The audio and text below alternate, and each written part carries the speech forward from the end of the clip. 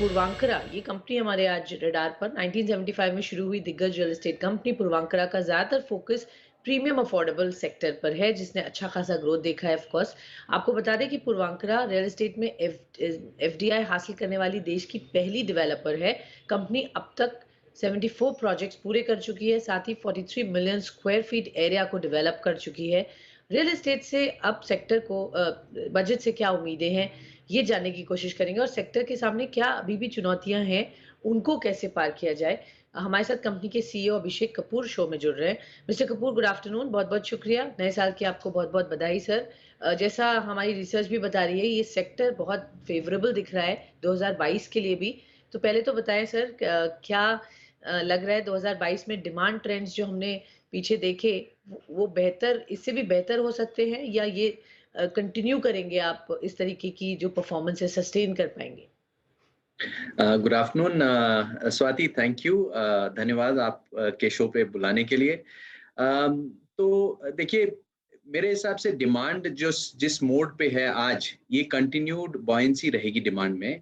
आज आप अगर सप्लाई साइड देखिए, काफ़ी कम हो चुकी है। जितनी भी ready to move in inventory है वो काफ़ी कम हो गई है मार्केट में। और जो अंडर कंस्ट्रक्शन प्रोजेक्ट्स हैं वो और ज़्यादा स्पीड से बिक रहे हैं, ज़्यादा वॉल्यूम में बिक रहे हैं। प्राइस अप्रिसिएशन भी हुआ है। और दूसरी चीज़ जो देखने में आ रही है, क्योंकि ये डिमांड सप्लाई गैप जो है ये अब बढ़ते जा रहा है, मतलब डिमांड ज़्यादा है और सप्लाई कम है, क्योंकि बहुत ही कम रेप्यूटेड डेवलपर्स अब मार्केट में हैं कंसोलिडेशन की वजह से। तो जो प्रोजेक्ट अंडर कंस्ट्रक्शन रहेंगे और जो नए लॉन्चेस स्ट्रॉन्ग ब्रांडेड डेवलपर्स करेंगे, उसमें आपको कंटिन्यूड ट्रैक्शन जो है दिखाई देगा और अब्जॉर्प्शंस लेवल बढ़ते दिखाई देंगे। और उसी तरह से मतलब अभी 2 मिनट पहले आशीष जैसा बता रहे थे, जो कंस्ट्रक्शन कॉस्ट बढ़ गई है, उसकी वजह से और जनरल डिमांड सप्लाई गैप की वजह से प्राइसेस भी अप्रिशिएट होते दिखाई देंगे। प्राइसेस बढ़ेंगे, डिमांड अच्छी दिख रही है और डिमांड सप्लाई का जो एक मिसमैच है, वो कहीं न कहीं प्राइसिंग पावर भी देगा कंपनीज़ को, और दे ही रहा है सर। तो प्रोस्पेक्ट स्ट्रॉन्ग है, ये बात तय है।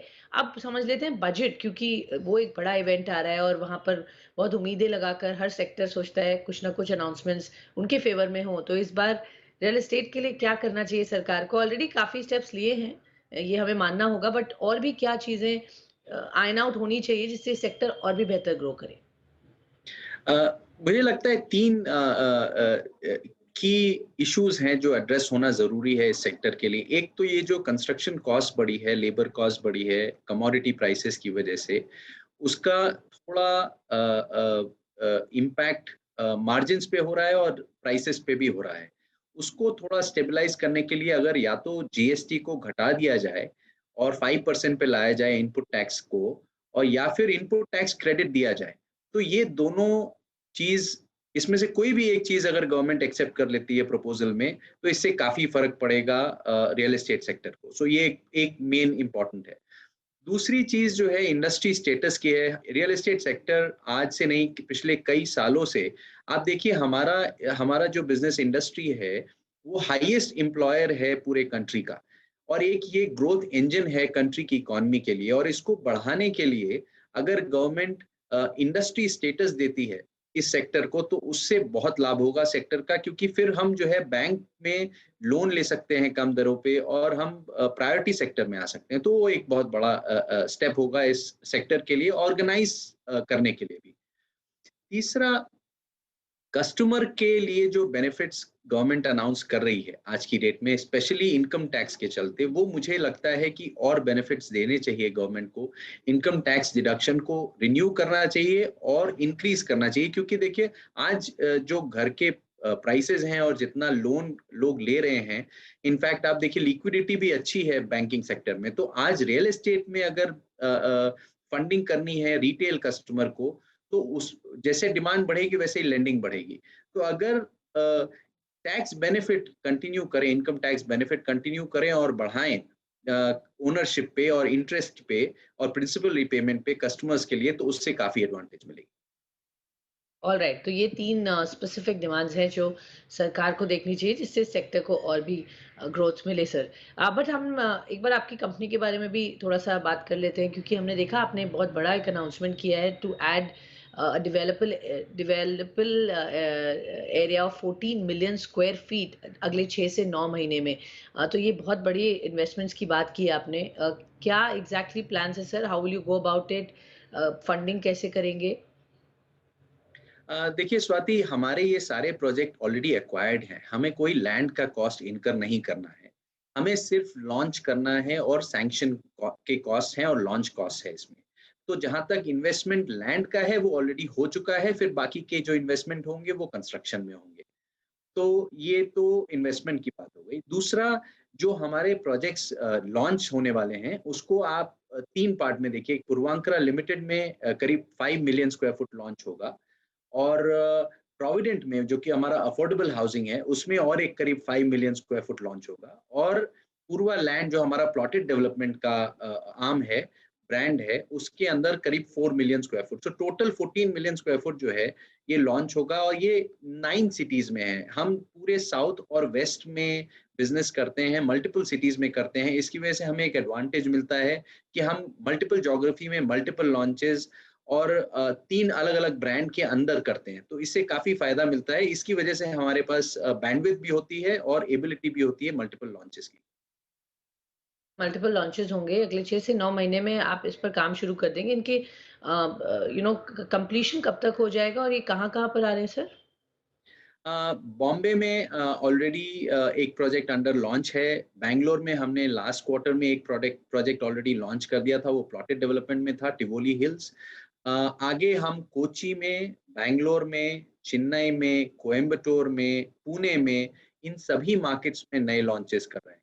और जहाँ तक हमें लगता है ये काफ़ी पॉजिटिव ट्रैक्शन मिल रहा है मार्केट में आज की डेट में ये सभी लॉन्चेस को लेकर। आगे प्रोजेक्ट पाइपलाइन दिख रही है सर, ये तो आपका ऑलरेडी लैंड एक्वायर्ड था, आगे कुछ और लैंड पार्सल्स आप देख रहे हैं in other parts of the country या यही यही एरियाज़ पर आप फोकस करेंगे? इफ यस कितने पीरियड में लेंगे और कितने बड़े और लैंड पार्सल्स आप एक्वायर करने का सोच रहे हैं?